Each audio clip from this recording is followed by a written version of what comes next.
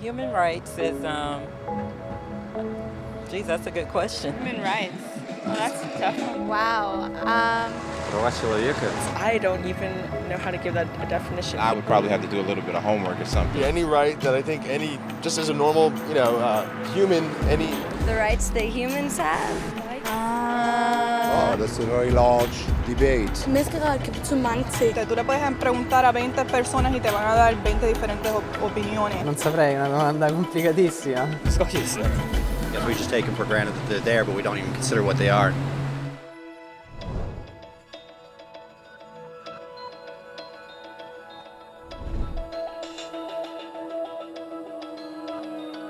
Los derechos humanos son los derechos que simplemente tienes por el hecho de ser humano. Es la forma en que instintivamente esperas que se te trate y el trato que mereces como persona, como el derecho a vivir en libertad, a expresar tus pensamientos y a ser tratado con igualdad. Hay muchos tipos de derechos. La mayoría es aplicable a ciertos grupos. Pero los derechos humanos son los únicos que corresponden absolutamente a todos, en todas partes. Significa niños, personas mayores, gente pobre, basquetbolistas, recolectores de basura, cantantes de rap, maestros africanos, indios, albanos, cristianos, musulmanes, cabalistas, ateos, tu mamá, tu papá, el vecino y tú mismo. Todos tienen exactamente los mismos derechos humanos. En otras palabras, son universales. Pero la pregunta sigue en pie. ¿Qué son? Name the human rights? What the human rights are? The right to live. Equality between all peoples. Right to religion, the right to... Is there supposed to be a list somewhere I should be aware of? De acuerdo con las Naciones Unidas, hay un total de 30 derechos humanos que generalmente se agrupan y sencillamente se llaman derechos humanos. Todos ellos se enumeran en la Declaración Universal de Derechos Humanos, que es el documento más ampliamente aceptado sobre el tema. Pero fue hace mucho tiempo cuando surgieron. Al principio no había derechos humanos. Si estabas con el grupo correcto, estabas seguro. Si no, bueno, no lo estabas. Pero entonces un personaje llamado Ciro el Grande decidió cambiar todo eso. Después de conquistar Babilonia, hizo algo completamente revolucionario. Anunció que todos los esclavos eran libres. También dijo que la gente tenía la libertad de escoger su religión sin importar de qué grupo formara parte. Documentaron sus palabras en una lápida de barro conocida como el Cilindro de Ciro. Y así nacieron los derechos humanos. La idea se extendió rápidamente a Grecia, la India y finalmente a Roma. Se dieron cuenta que las personas siguen naturalmente ciertas leyes aun si no se les pedía. Llamaron a esto ley natural, pero siguió siendo pisoteada por los que tenían el poder. No fue sino hasta 1000 años después, en Inglaterra, donde finalmente lograron que el rey aceptara que nadie podía invalidar los derechos de las personas, ni siquiera el rey. Los derechos de las personas fueron finalmente reconocidos y ahora estaban protegidos de quienes estaban en el poder, hasta cierto punto. Aún se necesitó que un grupo de rebeldes británicos declararan su independencia antes de que el rey aceptara que todos los hombres fueron creados iguales. No es que le gustara la idea, pero no los pudo detener.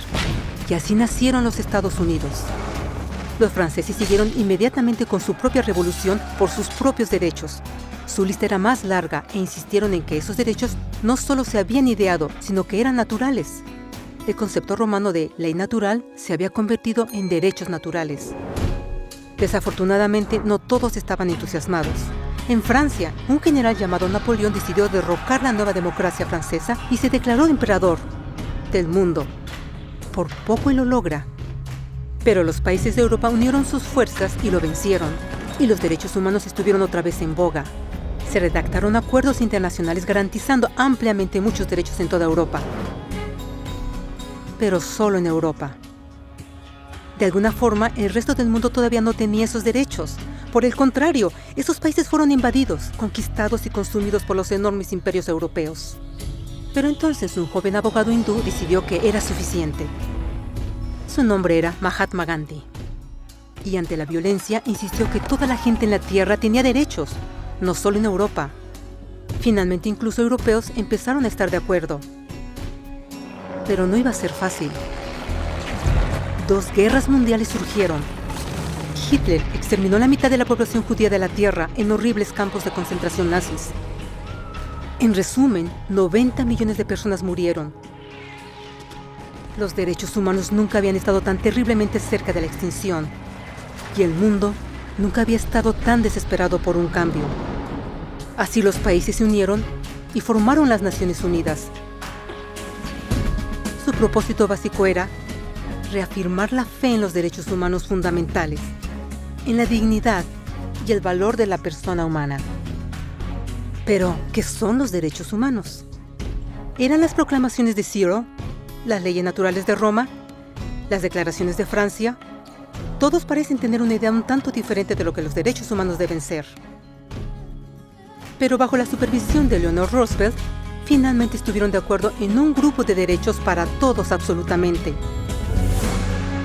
La Declaración Universal de Derechos Humanos.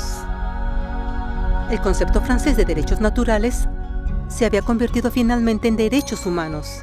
Así, en resumen, primero solo unas cuantas personas con suerte tenían algunos derechos, hasta que una de estas personas decidió, oye, otras personas también deberían tener algunos derechos, lo cual fue grandioso, excepto que no todos estuvieron de acuerdo, y solo costó unos cuantos miles de años de lucha, declaraciones y más lucha hasta que todos finalmente aceptaron que los derechos humanos deberían ser para todos, y vivieron felices por siempre.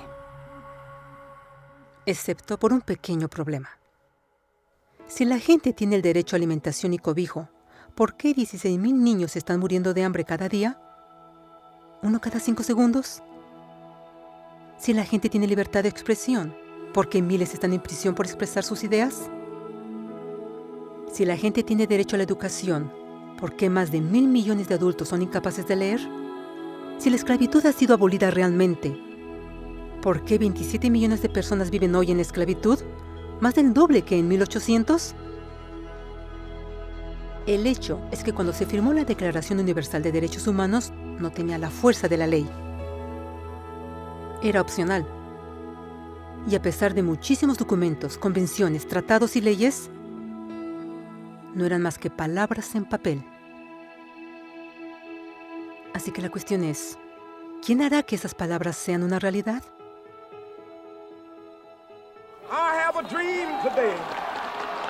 Cuando el Dr. King marchó a favor de la igualdad racial, él estaba marchando por los derechos que habían sido garantizados por las Naciones Unidas desde hacía casi 2 décadas. Pero de todas maneras, él marchó.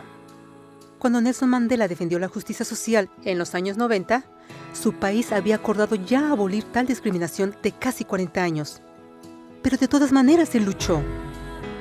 Esos que luchan hoy contra la tortura, pobreza y discriminación no son gigantes o superhéroes. Son gente común.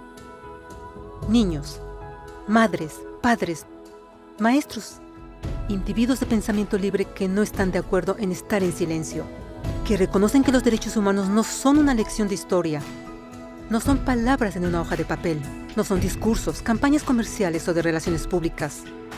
Son las elecciones que hacemos cada día como seres humanos. Son la responsabilidad que todos nosotros compartimos, de respetarnos mutuamente, de ayudarnos unos a otros y de proteger a los necesitados. Como Eleanor Roosevelt dijo, después de todo, ¿dónde comienzan los derechos humanos universales?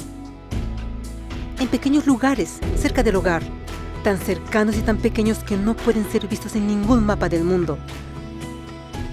Sin embargo, son el mundo del individuo común, el vecindario donde vive, la escuela o universidad donde estudia, la empresa, la granja u oficina donde trabaja. Tales son los lugares donde cada hombre, mujer y niño busca igualdad de justicia, igualdad de oportunidades, igualdad de dignidad sin discriminación. A menos que estos derechos tengan un significado ahí, no tendrían significado en ninguna parte.